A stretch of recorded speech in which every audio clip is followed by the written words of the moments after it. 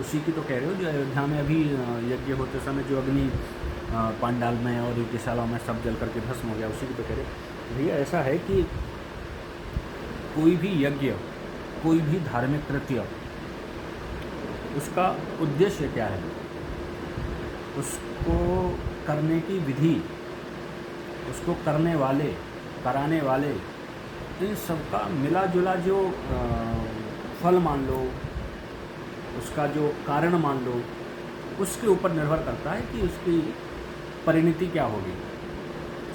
यद्यपि देखो असावधानीवश ये जो अग्नि आदि हो जाती है या अन्य दुर्घटनाएं घट जाती हैं, तो पहली दृष्टि में तो वो असावधानी ही मानते हैं हम कि भाई कहीं ना कहीं हमसे ही त्रुटि हुई है सावधानी में। लेकिन फिर भी धर्म की दृष्टि से जब आप कार्य करते हैं, आप धार्मिक हैं, आप आचार्य हैं, विधि के ज्ञाता हैं, आदि आदि सब कुछ अच्छा है, तब भी अगर ऐसी स्थिति बन जाती है कि दुर्घटनाएं घट जाती हैं और विराट अग्निकांड जैसे हो जाते हैं, ऐसा नहीं है कि पहले नहीं होते थे या पहले नहीं हुए हैं, लेकिन जब जैसे कि उदाहरण के लिए दक्ष ने यज्ञ कराया था, वो विध्वंस हुआ, अब चूँकि उसका उद्देश्य ठीक नहीं था। तो यज्ञ या जो धार्मिक कृत्य हम कर रहे हैं या जो कुछ भी दिख रहा है धर्म, उसके पीछे का उद्देश्य भी बहुत आवश्यक है कि ठीक हो। अब इस अग्निकांड के पीछे भैया हम तो इतना ही कह सकते हैं कि कुछ तो गड़बड़ी हुई होगी।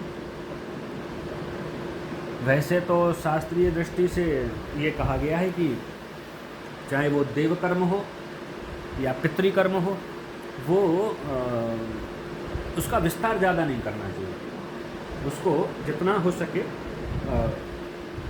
सीमा में सीमित पात्र, व्यवस्था, वस्तु, विधि, ये जितना छोटे उसमें प्रयोग किया जाएगा परिकर में, व्यवस्था में, उतना अच्छे से प्रयोग हो जाता है। जैसे कि अब बहुत सारे ब्राह्मण आपको इकट्ठे करने हो तो उनमें फिर पात्रता का ध्यान रखने में आपको थोड़ा बहुत कहीं ना कहीं समझौते करने पड़ेंगे।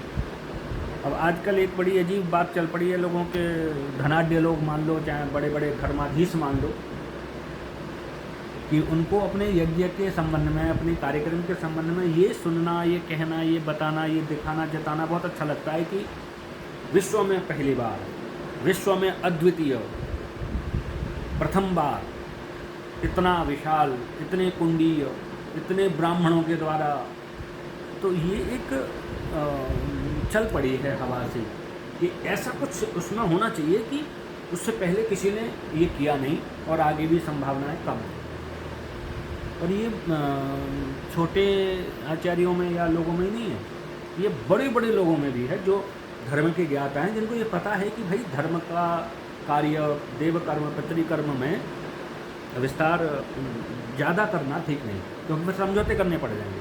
अब यज्ञ की बात अगर हम करें तो गऊ का घी, शुद्ध सामग्री, शुद्ध वर्णाश्रमी, बहुत बड़ी मात्रा में आचार्यों की, योग्य आचार्यों की, विद्वान आचार्यों की परंपरागत व्यवस्था को समझने संभालने वाले आचार्यों की उपलब्धि है, वो बड़ी कठिन सी है। खत्म हो गए हैं ऐसे लोग, ये बात नहीं है। तो जितना हो सके देव कर्म को, पितृकर्म को विस्तार नहीं देना चाहिए। और वैसे भी भैया ये इतने हजारों हजारों कुंड वाले यज्ञ ये बहुत आवश्यक नहीं है। आप छोटा करें, विधि से करें, व्यवस्था से करें, सावधानी से करें, उसमें जो भी दृष्टिकोण रखा जा सकता है उसका पालन करना चाहिए। तो ये धर्म दिख बहुत रहा इस तरह से, बड़े बड़े पांडाल, बड़ी बड़ी यज्ञशालाएँ, ब्राह्मणों की बड़ी बड़ी भीड़, तो धर्म होता हुआ दिख तो बहुत रहा है, लेकिन उसके पीछे वो धर्म का जो संविधान है उसका प्रयोग करने में थोड़ी सी कहीं ना कहीं चूक हो जाती है। तो इस प्रकार के विपरीत परिणाम और स्थितियाँ आ जाती हैं कभी कभी। ये कोई बहुत बड़ा चिंता का या विषय नहीं है कि इसको लेकर के ज़्यादा टीका टिप्पणी की जाए। हाँ, अंत में हम ये इतना कह सकते हैं कि गलती कमियां हमारी ही हैं।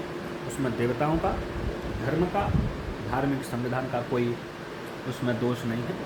गलती हम आयोजकों से, कार्यकर्ताओं से, व्यवस्थापकों से, सबसे हुई है कुछ ना कुछ, इसी का ये परिणाम है, बाकी कुछ नहीं है। धर्म करना चाहिए व्यवस्था के हिसाब से।